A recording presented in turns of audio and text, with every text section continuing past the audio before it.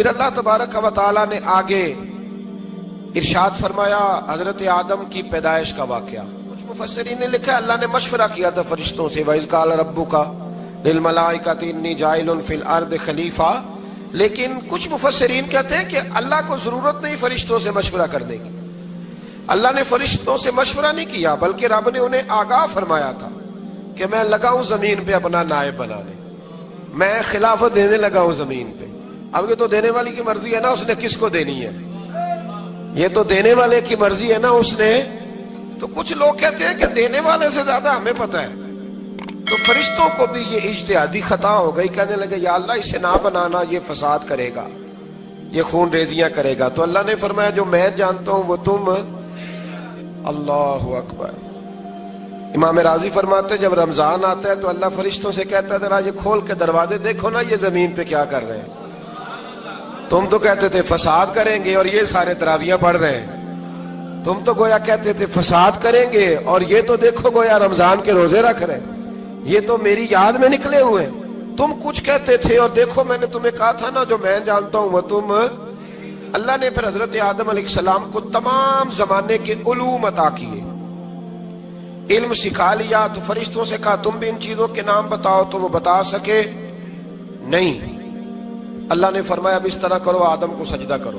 سب نے سجدہ کیا سوائے وہ. کہنے لگا یا اللہ صرف تجھے ہی کرنا ہے، کرنا بھی صرف اللہ کو چاہیے، پر رب کے آگے بھی جھکنا چاہیے، اور جس کے سامنے رب جھکائے نا وہاں بھی.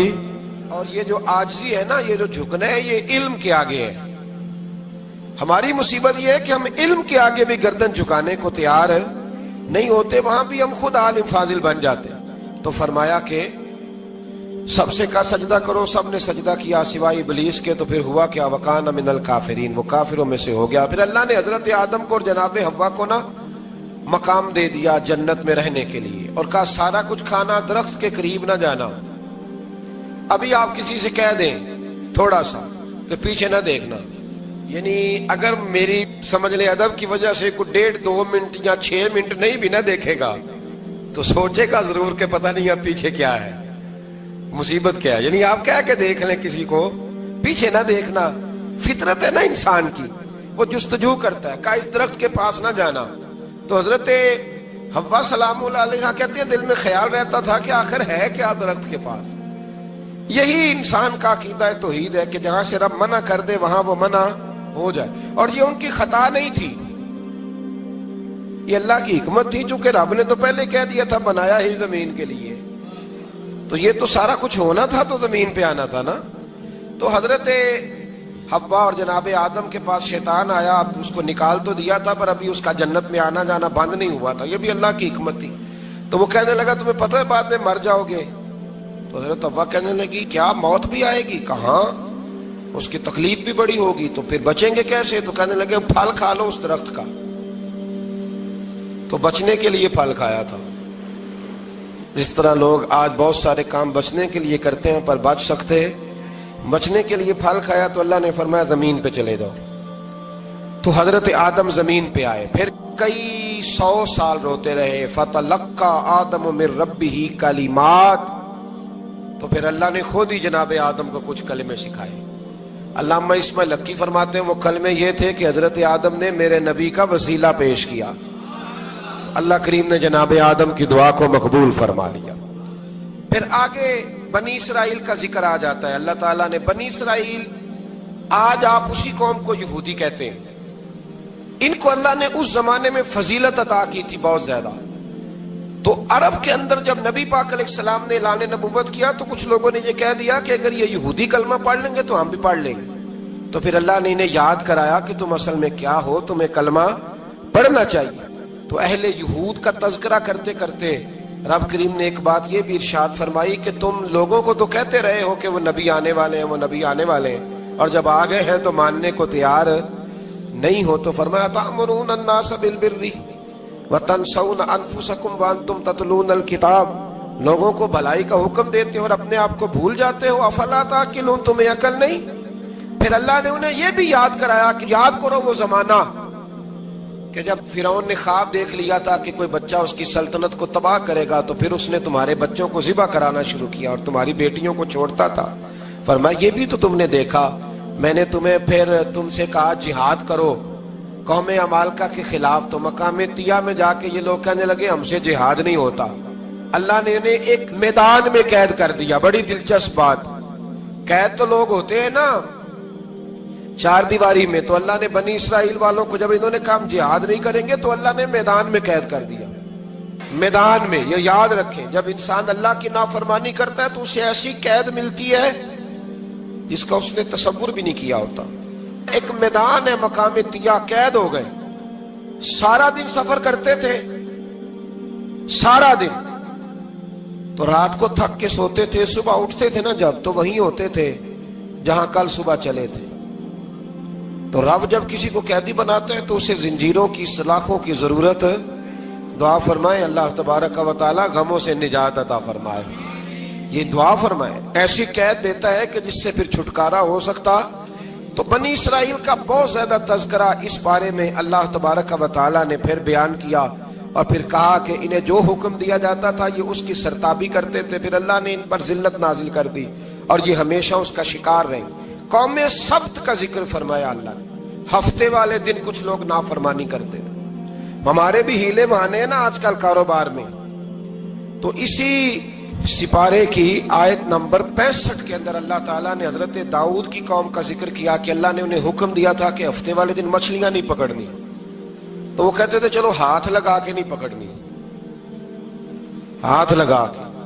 وہ ہمارے لوگ ہیلے بہانے تلاش کر لیتے ہیں نا, وہ بڑے جناب انشورنس والا آ گیا, اب وہ بینک والا آ گیا, وہ فلانے صاحب آ گئے, وہ تروڑ مروڑ کے کہانیاں باتیں, اور پھر ہمیں بھی رستے مل جاتے ہیں بچنے کے. مفتی صاحب نے کہہ دیا تھا, ایک مولانا سے میں نے ان کو کہا ہفتے والے دن مچھلیاں نہیں پکڑنے, کا نہیں پکڑتے, چھوٹے چھوٹے حوض بنا لیے.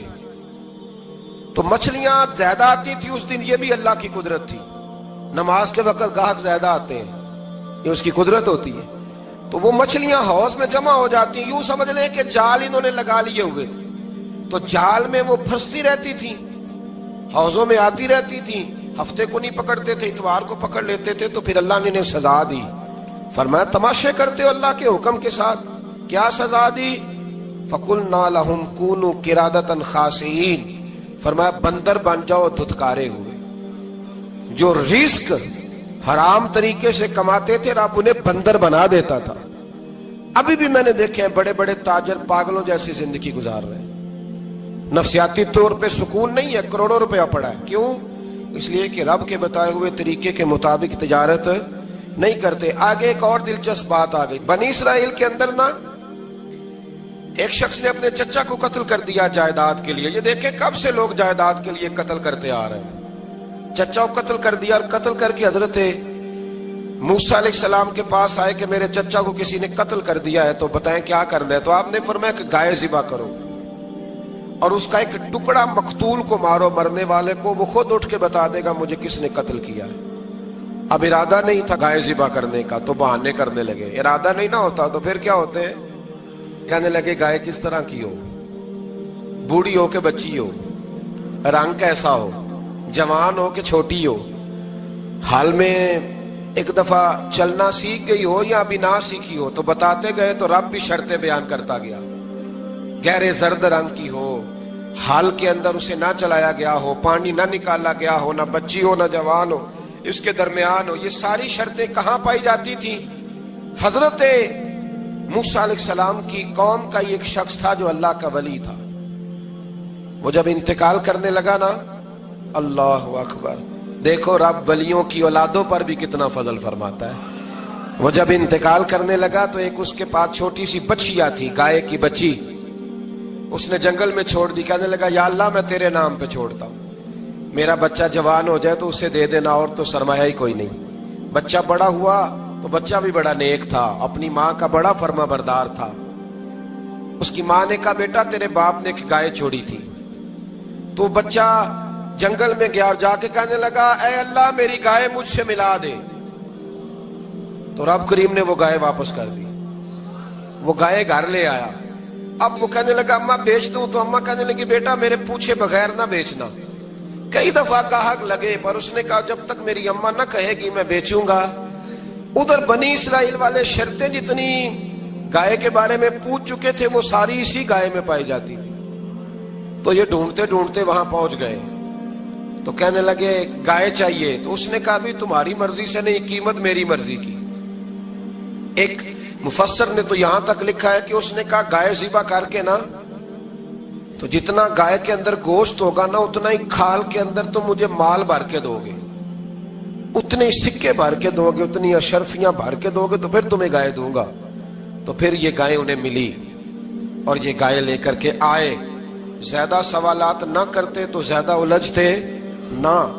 ہم بھی دین کے معاملے میں بڑے سوال جواب کرتے ہیں، اتنا سوال کریں جتنی اس کی ضرورت ہے۔ ان لوگوں نے سوالات زیادہ کیے تو پھر الجھ زیادہ گئے۔ تو میرے بھائی اس کا ذکر بھی اللہ تبارک و تعالیٰ نے پہلے پارے کے اندر بیان فرمایا۔ پھر اللہ کریم نے فرمایا کہ کچھ ایسے لوگ بھی ہیں یہودیوں میں سے جن کا دعویٰ ہو گیا ہے کہ ہم اللہ کے بڑے پیارے ہیں۔ فرمایا یہ صرف ان کے منہ کی باتیں ہیں، یہ تو قیامت میں پتہ چلے گا نا کہ اللہ کا پیار کس کے ساتھ زیادہ ہے۔ اور پھر یہ بھی یہودیوں نے دعویٰ کیا ہے، اسی پارے میں اللہ فرماتے ہیں کہ ان کا دعویٰ ہے کہ ہم اللہ کے بڑے پیارے ہیں، جنت میں ہم ہی جائیں گے۔ تو اللہ فرماتے ہیں پھر مرنے کی دعا تو کرو، جنت میں تو مر کے جانا ہے نا۔ لیکن رب فرماتے ہیں یہ کبھی مرنے کی دعا نہیں کریں گے، اس لیے کہ انہیں پتہ ہے کہ ہم نے آخرت کے لیے کیا بھیجا۔ لے جی پہلا حکم آ گیا یا ایھا الذین آمنوا کہہ کے، پہلی آیت قرآن پاک کی پہلے سپارے میں پہلی آیت جس میں اللہ نے کہا یا ایھا الذین آمنوا، تو پہلا حکم آمنوا کہہ کے آیت نمبر 104 میں جو اللہ نے حکم دیا ہے نا وہ نبی پاک کی تعظیم کا حکم ہے۔ پہلا حکم ہی اللہ نے حضور کی عزت اور ناموس کا ارشاد فرمایا۔ پہلا اس ترتیب کے لحاظ سے وہ ہوا یہ کہ جب نبی پاک کو بات ارشاد کرتے تو صحابہ کرام اٹھ کے عرض کرتے رائینا یا رسول اللہ، حضور سمجھ نہیں آئی ذرا رعایت کر دے۔ تو یہودیوں کی عبرانی زبان کے اندر نہ ذرا کھینچ کے پڑھتے تھے رائینا، تو اس کا معنی بنتا تھا معاذ اللہ اے ہمارے چرواہے، بکریاں چرانے والے کو بھی وہ رائینا کہتے تھے۔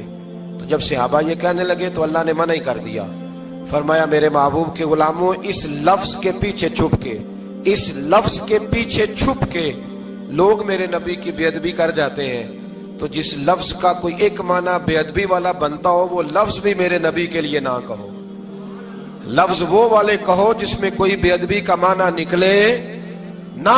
یہاں لوگوں نے بڑے بڑے لفظ نہیں بول دیے پھر کہتے میرا مطلب یہ تھا، میرا مطلب وہ تھا، تو نے وہ لفظ بولا کیوں جس کا کوئی غلط مطلب بھی نکل سکتا تھا۔ اللہ نے فرمایا یا ایھا الذین آمنوا لا تقولوا رائینا، اے ایمان والو رائینا کہو ہی نہ۔ تو یا اللہ کیا کہیں؟ فرمایا وقولوا انظرنا، تم کہو یا رسول اللہ ایک نظر فرمائیے، انداز دیکھیے، انظرنا ایک نظر۔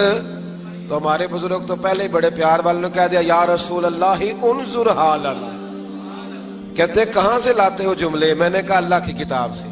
یا رسول اللہ انظر حالنا یا حبیب اللہ اسمع قالا، تو تم کہو انظرنا محبوب نظر کرم کرے، واسمعوا، اور کیا ضرورت ہے دوبارہ پوچھنے کی؟ اللہ کہتا ہے پہلے ہی دھیان سے سنا کرو، پہلے ہی واسمعوا، پہلے ہی احتیاط سے سنو، وللکافرین عذاب علیم، اور کافروں کے لیے دردناک عذاب ہے۔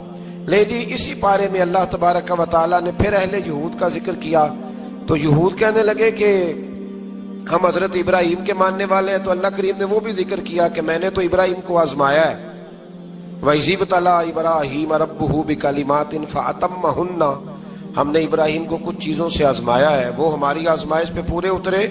قَالَ إِنِّي جَاعِلُكَ لِلنَّاسِ إِمَامًا، تو پھر ہم نے انہیں کہا کہ ہم آپ کو پوری دنیا کا امام بنائیں گے۔ وہ آزمائش کیا تھی؟ آگ میں جانا بھی آزمائش، بیٹے کا نہ ہونا بھی آزمائش، بیٹا ہوا تو پھر اسے وادی غیر ذی زرع ان میں چھوڑ کے آنا بھی آزمائش، بڑا ہوا تو پھر ذبح کرنا بھی آزمائش۔ فرمایا جہاں جہاں آزمایا ہے نا ابراہیم ہماری آزمائش میں پورے اترے۔ فرمایا تو مفت میں حضرت ابراہیم کی اولاد بنتے ہو اور ان کا نام لیتے ہو اور ان کے ساتھ اپنا تعلق بناتے ہو، دیکھو تو صحیح وہ کتنی آزمائشوں سے گزرے۔ تو اس کا بھی اللہ نے اسی میں ذکر فرمایا۔ اور پھر وہ بات کرتے تھے حضرت याकूब की और हजरत इसहाक की, तो फरमाया वो तो हमारे इतने खास बंदे थे कि विसाल के वक्त भी उन्होंने अपनी औलादों को नसीहत फरमाई थी कि अल्लाह की तौहीद पे कायम रहना। उसका जिक्र भी अल्लाह ने इसी पारे में बयान फरमाया। और जो हजरत इब्राहीम और जनाब इस्माइल ने काबा तामीर किया तो उसका जिक्र भी अल्लाह ताला ने इसी पारे में फरमाया। फरमाया जब वो काबा बना रहे थे तो कह रहे थे रब्बना तकब्बल मिन्ना, कह रहे थे अल्लाह बना हमने दिया है पर मेहरबानी फरमा हमसे कबूल फरमा ले। तो जो आया करीमा आखिर में अर्ज करना चाहता हूं उस पर भी थोड़ी तवज्जो फरमाएंगे तो बात बड़ी निखर के बाहर आएगी। ये 16वें रुकू के अंदर अल्लाह ने फिर यहूद का और ईसाइयत का जिक्र फरमाया। तो अल्लाह करीम ने एक बात इरशाद फरमाई, यहूदियों के यहाँ जब कोई बच्चा पैदा होता था पीले रंग के साथ उसको रंगते थे, या कोई खास रंग था उनका, बच्चा पैदा होता तो उस पर वो रंग चढ़ाते कि ये जी हमारे मजहब का रंग है। हमारे यहाँ भी रस्में है ना अपनी अपनी, माज़अल्लाह अपनी अपनी नहीं होनी चाहिए, अल्लाह रसूल का हुक्म होना चाहिए। तो यहूदियों के यहाँ बच्चा पैदा होता तो एक खास रंग चढ़ाते, ईसाइयों के यहाँ पैदा होता तो वो भी एक खास रंग चढ़ाते। तो मुसलमानों के यहाँ बच्चे पैदा हुए तो उन्होंने भी तवज्जो की कि ये क्या हो रहा है। तो रब करीम ने फरमाया सिबगत अल्लाह, रंग अल्लाह का ही है।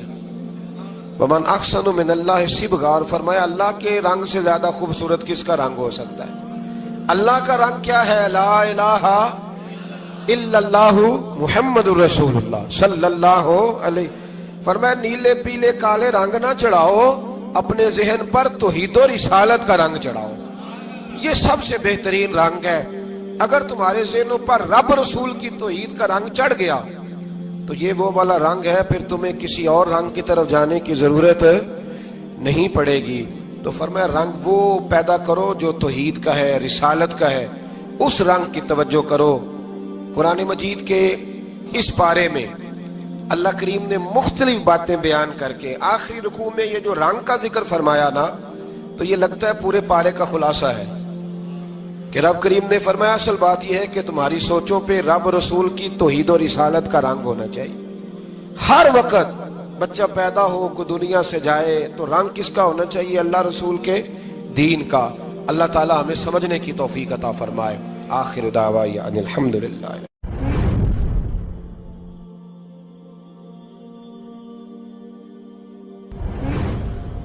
अल्लाह ताला ने इंसान को याद कराया है कि तूने इबादत अपने रब की करनी है।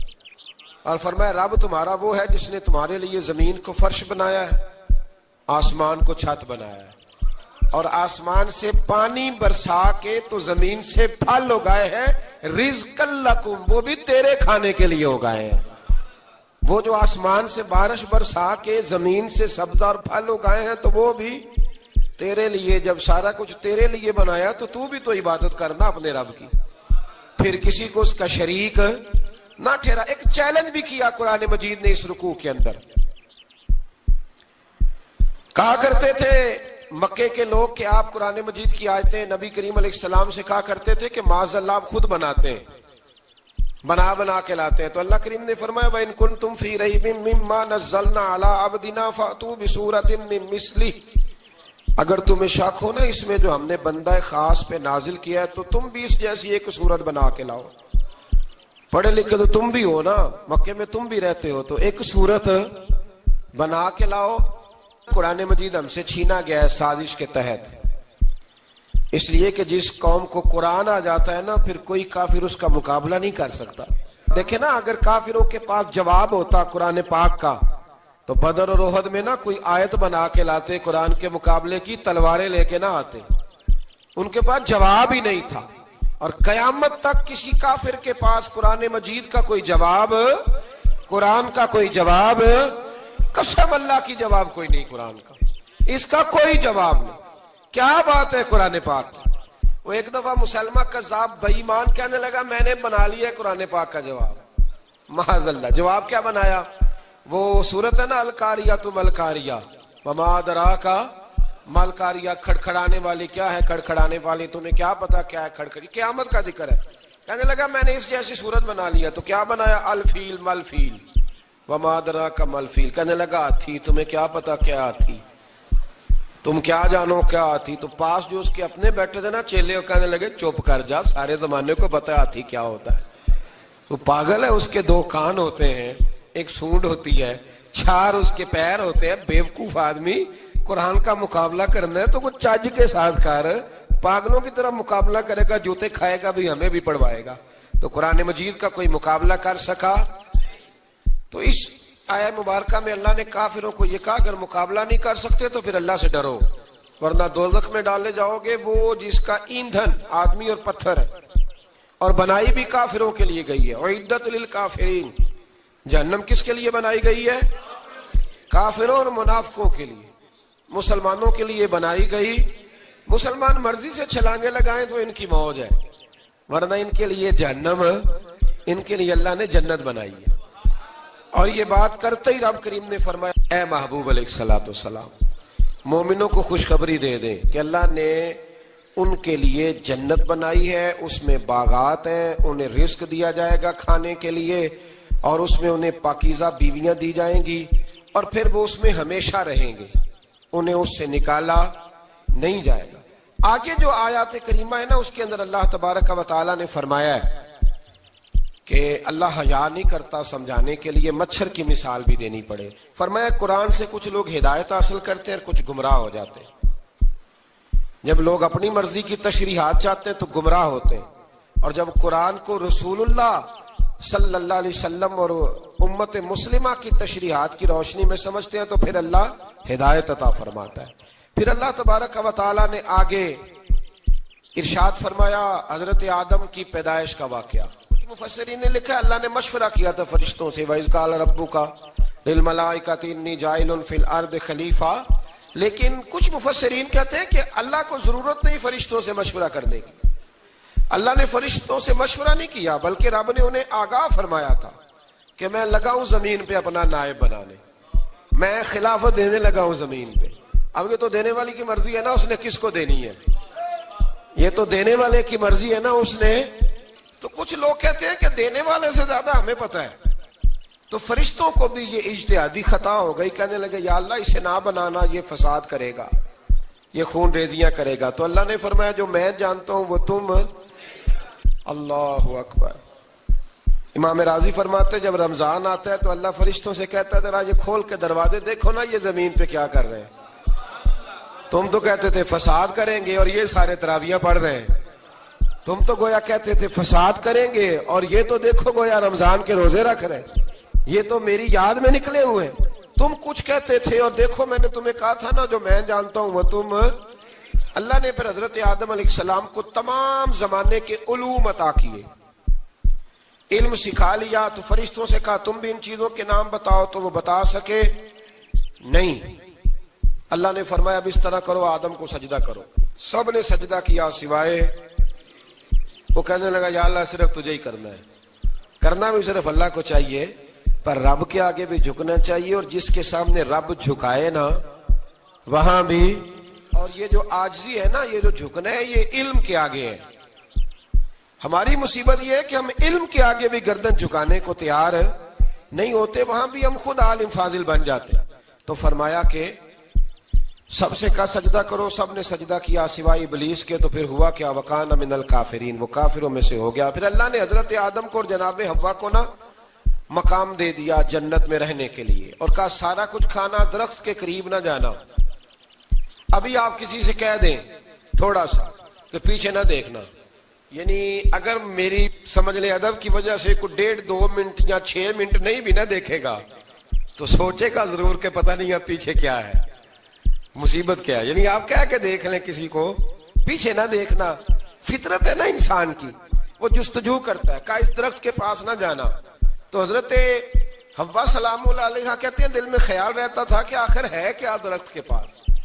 یہی انسان کا عقیدہ توحید ہے کہ جہاں سے رب منع کر دے وہاں وہ منع ہو جائے، اور یہ ان کی خطا نہیں تھی، یہ اللہ کی حکمت تھی، چونکہ رب نے تو پہلے کہہ دیا تھا بنایا ہی زمین کے لیے، تو یہ تو سارا کچھ ہونا تھا تو زمین پہ آنا تھا نا۔ تو حضرت حوا اور جناب آدم کے پاس شیطان آیا، اب اس کو نکال تو دیا تھا پر ابھی اس کا جنت میں آنا جانا بند نہیں ہوا تھا، یہ بھی اللہ کی حکمت تھی۔ تو وہ کہنے لگا تمہیں پتہ ہے بعد میں مر جاؤ گے، تو حضرت حوا کہنے لگی کیا موت بھی آئے گی؟ کہاں، اس کی تکلیف بھی بڑی ہوگی، تو پھر بچیں گے کیسے؟ تو کہنے لگے پھل کھا لو اس درخت کا. تو بچنے کے لیے پھل کھایا تھا. جس طرح لوگ آج بہت سارے کام بچنے کے لیے کرتے ہیں پر بچ سکتے، بچنے کے لیے پھل کھایا تو اللہ نے فرمایا زمین پہ چلے جاؤ. تو حضرت آدم زمین پہ آئے، پھر کئی 100 سال روتے رہے. فَتَلَقَّى آدَمُ مِن رَبِّهِ کَلِمَاتٍ، تو پھر اللہ نے خود ہی جناب آدم کو کچھ کلمے سکھائے. علامہ اسماعیل حقی فرماتے ہیں وہ کلمے یہ تھے کہ حضرت آدم نے میرے نبی کا وسیلہ پیش کیا، تو اللہ کریم نے جناب آدم کی دعا کو مقبول فرما لیا. پھر آگے بنی اسرائیل کا ذکر آ جاتا ہے. اللہ تعالیٰ نے بنی اسرائیل، آج آپ اسی قوم کو یہودی کہتے ہیں، ان کو اللہ نے اس زمانے میں فضیلت عطا کی تھی بہت زیادہ. تو عرب کے اندر جب نبی پاک علیہ السلام نے اعلان نبوت کیا تو کچھ لوگوں نے یہ کہہ دیا کہ اگر یہ یہودی کلمہ پڑھ لیں گے تو ہم بھی پڑھ لیں گے. تو پھر اللہ نے انہیں یاد کرایا کہ تم اصل میں کیا ہو، تمہیں کلمہ پڑھنا چاہیے. تو اہل یہود کا تذکرہ کرتے کرتے رب کریم نے ایک بات یہ بھی ارشاد فرمائی کہ تم لوگوں کو تو کہتے رہے ہو کہ وہ نبی آنے والے ہیں، وہ نبی آنے والے ہیں، اور جب آ گئے ہیں تو ماننے کو تیار نہیں ہو. تو فرمایا تأمرون الناس بالبر وَتَنْسَوْنَ أَنفُسَكُمْ وَأَنْتُمْ تَتْلُونَ الْكِتَابَ، لوگوں کو بھلائی کا حکم دیتے ہو اور اپنے آپ کو بھول جاتے ہو. افلا تعقلون، تمہیں عقل نہیں؟ پھر اللہ نے انہیں یہ بھی یاد کرایا کہ یاد کرو وہ زمانہ کہ جب فرعون نے خواب دیکھ لیا تھا کہ کوئی بچہ اس کی سلطنت کو تباہ کرے گا، تو پھر اس نے تمہارے بچوں کو ذبح کرانا شروع کیا اور تمہاری بیٹیوں کو چھوڑتا تھا. فرمایا یہ بھی تو تم نے دیکھا، میں نے تمہیں پھر تم سے کہا جہاد کرو قوم عمالقہ کے خلاف، تو مقام طیہ میں جا کے یہ لوگ کہنے لگے ہم سے جہاد نہیں ہوتا.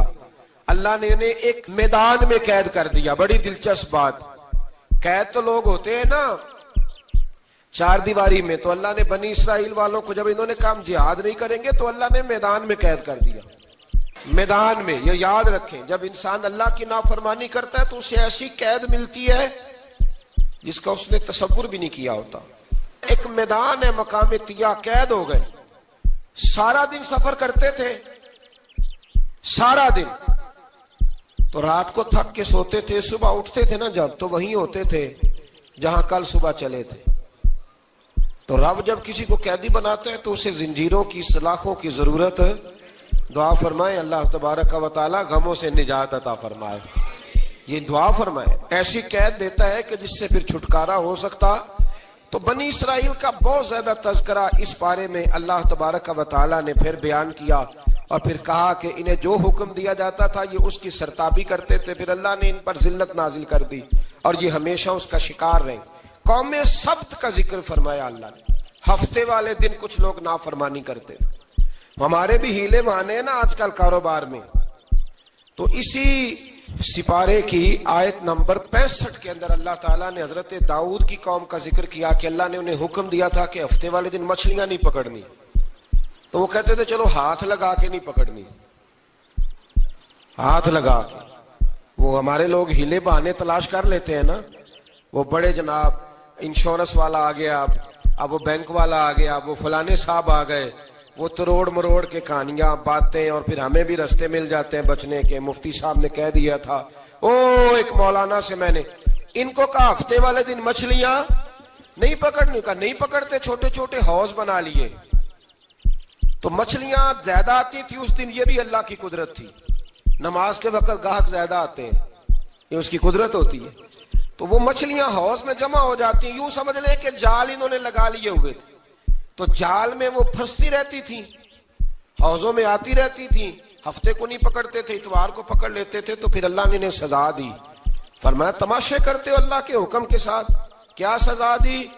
فَقُلْنَا لَهُمْ كُونُوا قِرَادَةً خَاسِئِينَ، فرمایا بندر بن جاؤ دھتکارے ہوئے. جو رزق حرام طریقے سے کماتے تھے رب انہیں بندر بنا دیتا تھا. ابھی بھی میں نے دیکھے ہیں بڑے بڑے تاجر پاگلوں جیسی زندگی گزار رہے ہیں. نفسیاتی طور پہ سکون نہیں ہے، کروڑوں روپیہ پڑا ہے. کیوں؟ اس لیے کہ رب کے بتائے ہوئے طریقے کے مطابق تجارت نہیں کرتے. آگے ایک اور دلچسپ بات آ گئی. بنی اسرائیل کے اندر نا ایک شخص نے اپنے چچا کو قتل کر دیا جائیداد کے لیے. یہ دیکھیں کب سے لوگ جائیداد کے لیے قتل کرتے آ رہے ہیں.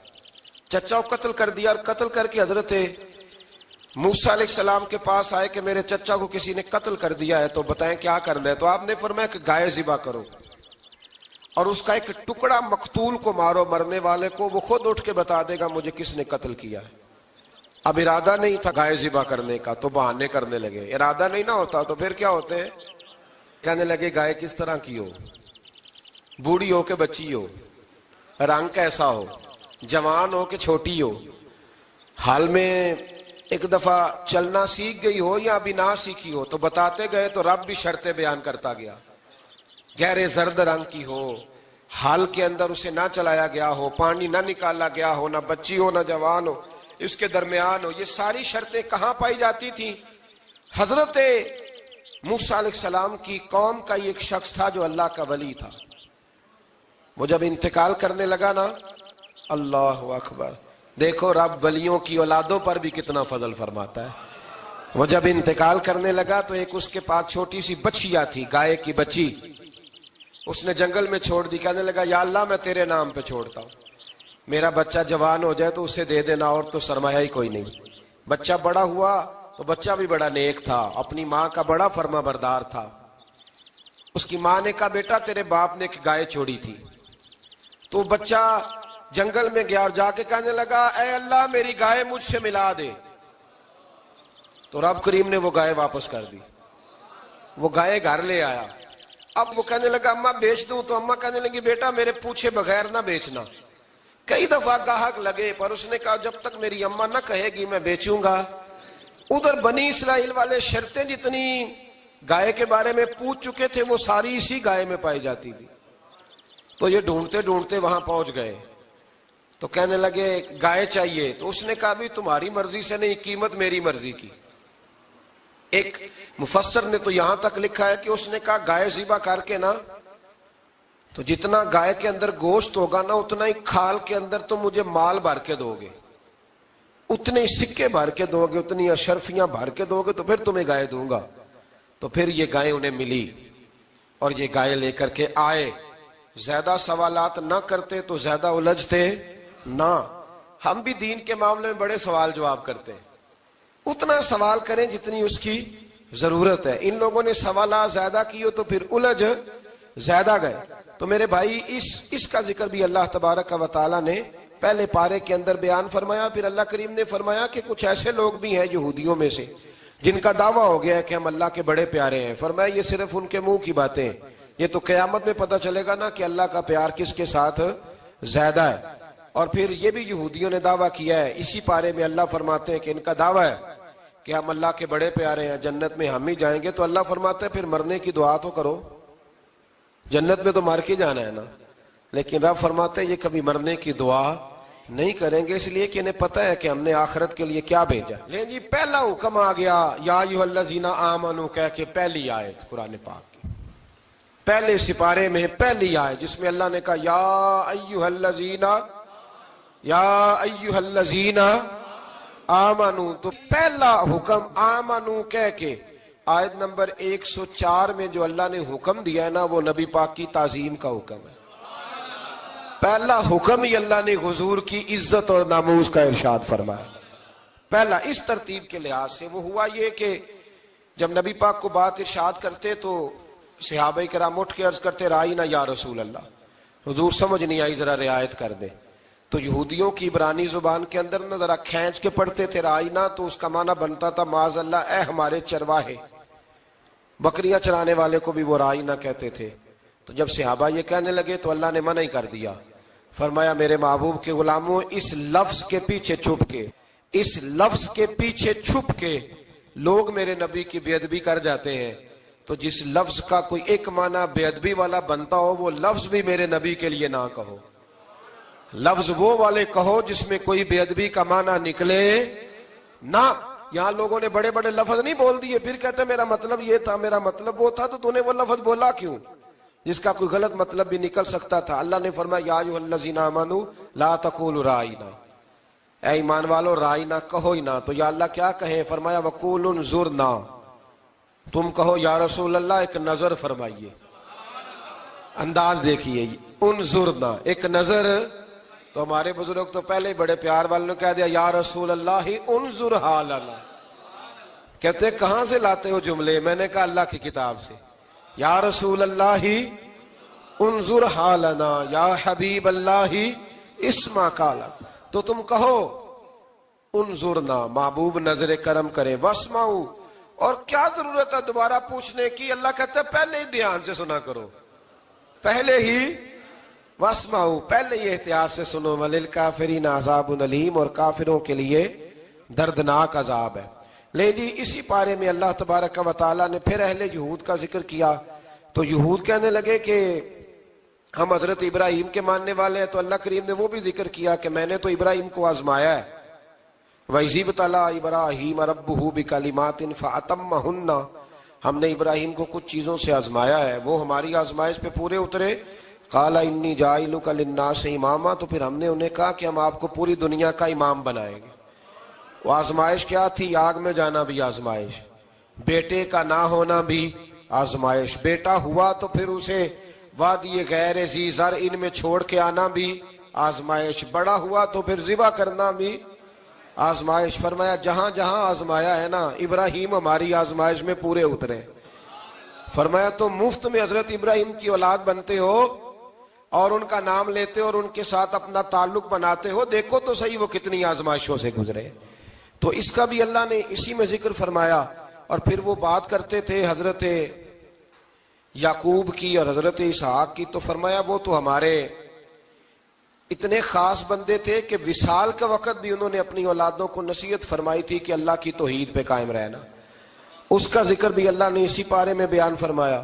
اور جو حضرت ابراہیم اور جناب اسماعیل نے کعبہ تعمیر کیا تو اس کا ذکر بھی اللہ تعالیٰ نے اسی پارے میں فرمایا. فرمایا جب وہ کعبہ بنا رہے تھے تو کہہ رہے تھے ربنا تقبل منا، کہہ رہے تھے اے اللہ بنا ہم نے دیا ہے پر مہربانی فرما ہم سے قبول فرما لے. تو جو آیہ کریمہ آخر میں عرض کرنا چاہتا ہوں اس پر بھی تھوڑی توجہ فرمائیں گے تو بات بڑی نکھر کے باہر آئے گی.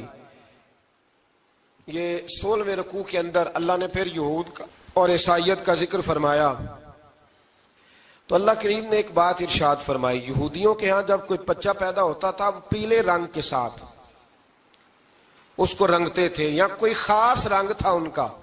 بچہ پیدا ہوتا تو اس پر وہ رنگ چڑھاتے کہ یہ جی ہمارے مذہب کا رنگ ہے. ہمارے ہاں بھی رسمیں ہیں نا اپنی اپنی، معاذ اللہ اپنی اپنی نہیں ہونی چاہیے، اللہ رسول کا حکم ہونا چاہیے. تو یہودیوں کے ہاں بچہ پیدا ہوتا تو ایک خاص رنگ چڑھاتے، عیسائیوں کے ہاں پیدا ہوتا تو وہ بھی ایک خاص رنگ چڑھاتے. تو مسلمانوں کے ہاں بچے پیدا ہوئے تو انہوں نے بھی توجہ کی کہ یہ کیا ہو رہا ہے. تو رب کریم نے فرمایا صبغۃ اللہ، رنگ اللہ کا ہی ہے. ومن احسن من اللہ صبغہ، اور فرمایا اللہ کے رنگ سے زیادہ خوبصورت کس کا رنگ ہو سکتا ہے. اللہ کا رنگ کیا ہے؟ لا الہ الا اللہ محمد الرسول اللہ صلی اللہ علیہ. فرمایا نیلے پیلے کالے رنگ نہ چڑھاؤ، اپنے ذہن پر توحید و رسالت کا رنگ چڑھاؤ. یہ سب سے بہترین رنگ ہے. اگر تمہارے ذہنوں پر رب رسول کی توحید کا رنگ چڑھ گیا تو یہ وہ والا رنگ ہے، پھر تمہیں کسی اور رنگ کی طرف جانے کی ضرورت نہیں پڑے گی. تو فرمایا رنگ وہ پیدا کرو جو توحید کا ہے، رسالت کا ہے، اس رنگ کی توجہ کرو. قرآن مجید کے اس پارے میں اللہ کریم نے مختلف باتیں بیان کر کے آخری رکوع میں یہ جو رنگ کا ذکر فرمایا نا، تو یہ لگتا ہے پورے پارے کا خلاصہ ہے کہ رب کریم نے فرمایا اصل بات یہ ہے کہ تمہاری سوچوں پہ رب رسول کی توحید و رسالت کا رنگ ہونا چاہیے. ہر وقت